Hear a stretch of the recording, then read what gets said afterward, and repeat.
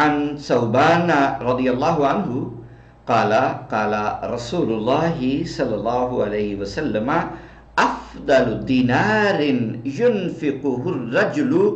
دینار ينفقه على عیاله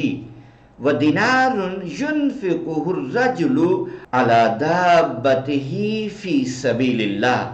ودینار ينفقه على أصحابه في سبيل الله قال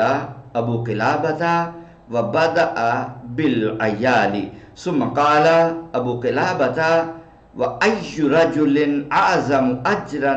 من رجل ينفق على عيال صغار يعفهم أو ينفعهم الله به ويغنيهم رواہ مسلم والترمذی وقال الترمذی ھذا حدیث حسن صحیح۔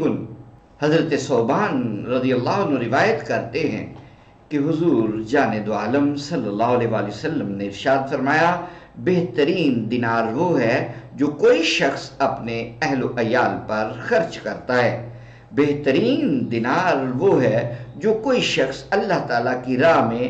اپنی سواری پر خرچ کرتا ہے، اور بہترین دینار وہ ہے جو کوئی شخص اللہ تعالیٰ کی راہ میں